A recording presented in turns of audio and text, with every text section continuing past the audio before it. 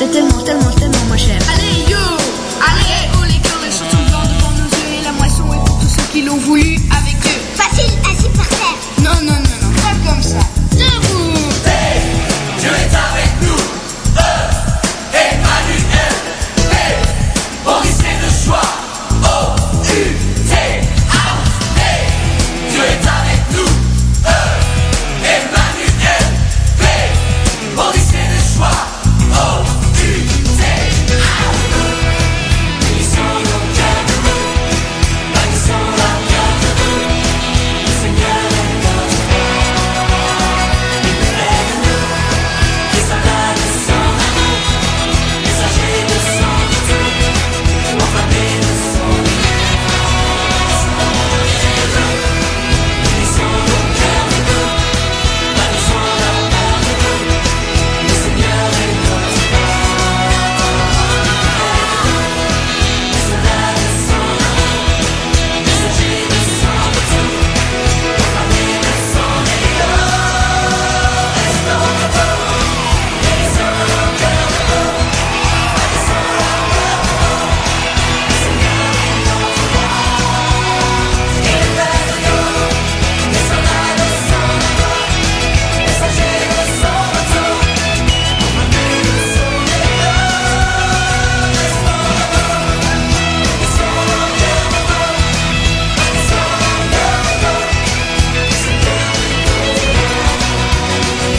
Voici sa parole pour aujourd'hui. Mardi 6 janvier, quelle attitude allez-vous adopter? Je me réjouis maintenant dans mes souffrances. Colossiens chapitre 1 verset 24. Vous avez le choix entre vous plaindre de vos problèmes ou vous réjouir de pouvoir les affronter avec l'aide de Dieu. Vous ne pouvez que rarement modifier les circonstances de votre vie, mais vous pouvez modifier votre manière de réagir face à elles. Victor E. Frankl était un neurologue et psychiatre autrichien déporté vers un camp de concentration en 1942 avec le reste de sa famille. Il fut le seul à survivre. Il écrivit après sa libération un livre qui relate ses expériences sous l'angle d'un psychiatre. Malgré les humiliations quotidiennes, les mauvais traitements, la torture et la peur, il explique que l'homme a toujours un choix, celui de déterminer sa réaction face aux circonstances, aussi cruelles soient-elles. Il écrit « On peut priver l'être humain de tout, excepté l'ultime liberté, qui est de pouvoir choisir la nature de son attitude face aux circonstances de la vie. C'est cette liberté spirituelle que personne ne peut nous arracher qui donne un sens à notre existence. Man's Search for Meaning. Vous, en tant qu'enfant de Dieu, avez aussi l'assurance que votre Père Céleste vous accompagnera à travers toutes les circonstances de la vie. Affirmer sa confiance en Dieu quand tout marche bien est facile. Continuer à lui faire confiance et le louer lorsque tout s'écroule autour de vous est une autre histoire. Le prophète Habakkuk venait de vivre l'une des périodes les plus noires de l'histoire d'Israël. Il ne pouvait se raccrocher à aucun espoir. La nation s'était écroulée, ses compatriotes emmenés en captivité ou tués, le pays était dévasté. Malgré tout, il déclare « Les figuiers ne portent plus de fruits, les vignes ne donnent pas de raisins, les oliviers ne produisent rien, les champs ne fournissent aucune récolte, il n'y a plus de moutons dans les enclos, plus de bœufs dans les étables. Mais moi, je trouve ma joie dans le Seigneur. Je suis heureux à cause du Dieu qui me sauve. Le Seigneur Dieu est ma force. » Habakkuk chapitre 3, versets 17 à 19. Comme Paul, apprenez à vous réjouir de vos faiblesses et même des épreuves, car c'est à travers elles que Dieu exprime sa toute-puissance.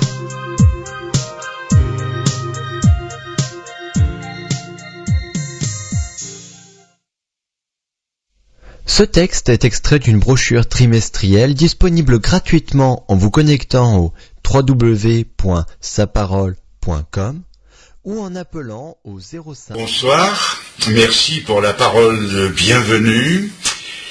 Nous allons nous retrouver tous les soirs pendant presque une semaine pour aborder le thème général qui a été choisi, intitulé donc un homme à la hauteur de ses prétentions.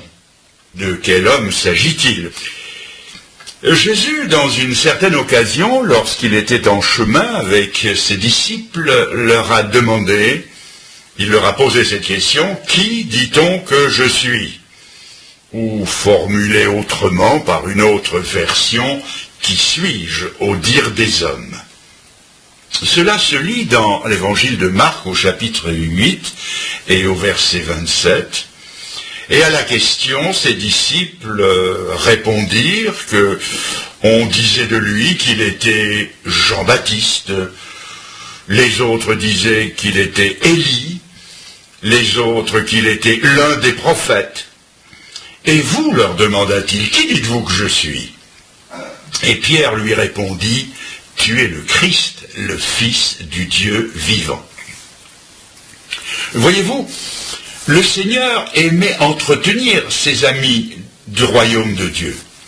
Et pour leur faire comprendre ce royaume duquel il n'avait qu'une idée forte, imprécise et souvent erronée, il puisait à pleine main des illustrations dans la nature et dans les circonstances de la vie quotidienne. Tantôt il parle d'un laboureur ou d'un semeur, tantôt d'une scène de marché, tantôt d'un infime grain de moutarde. Ici, il se sert de l'opinion publique, du qu'en dira-t-on, du commérage.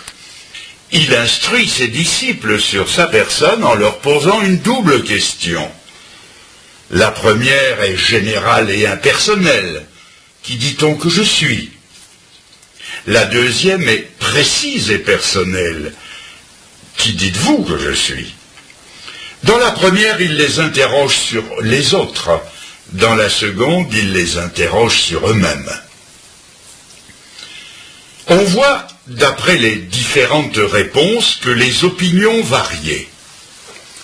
Pour les uns, il était Jean-Baptiste. C'était en tout cas l'opinion d'Hérode qui l'avait fait décapiter.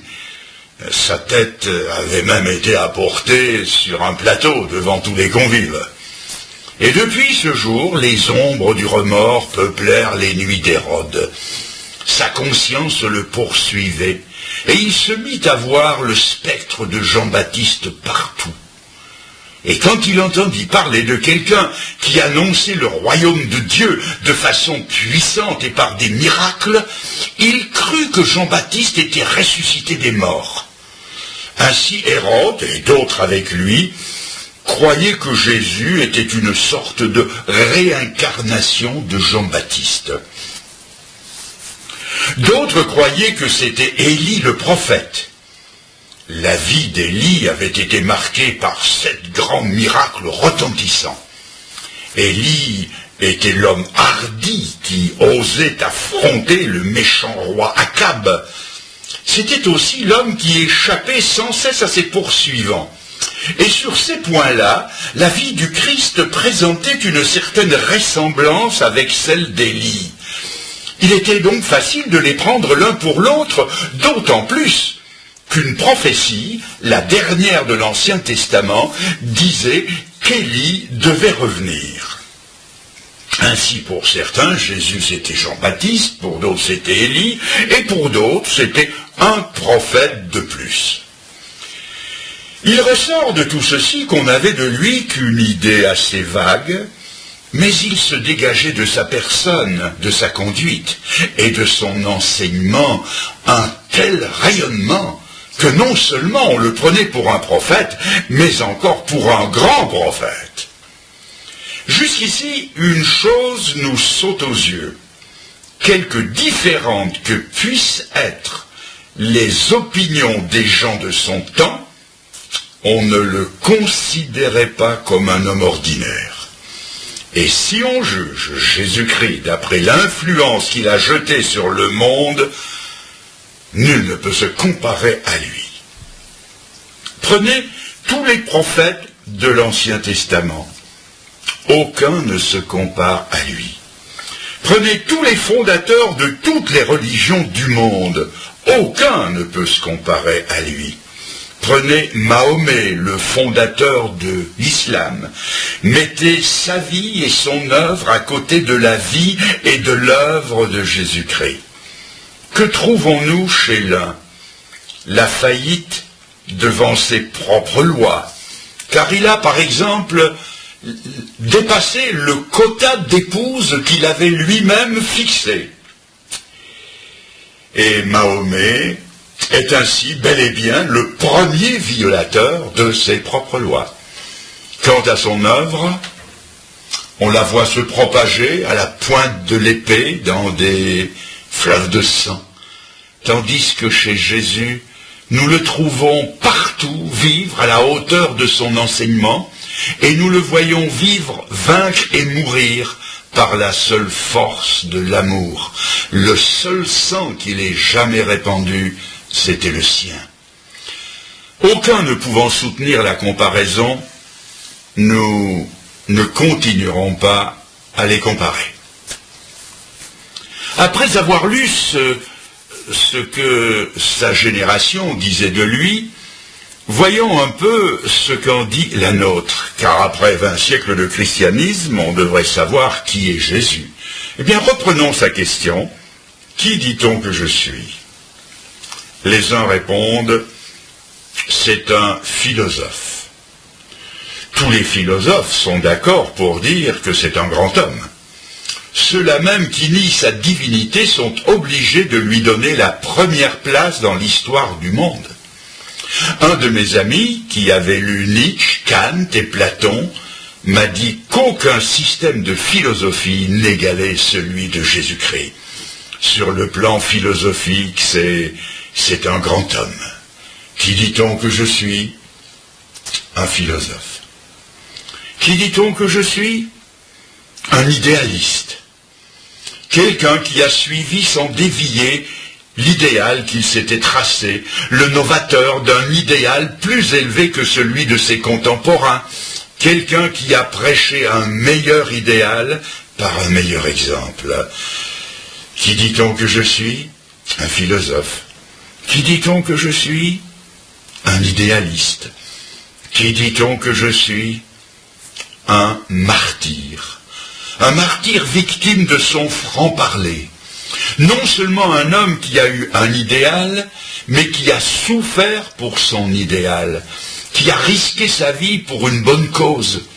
Un peu comme Marie Curie, victime de la manipulation du radium, un peu comme tous les résistants de tous les temps qui ont laissé leur vie dans la lutte pour la liberté et contre l'oppression.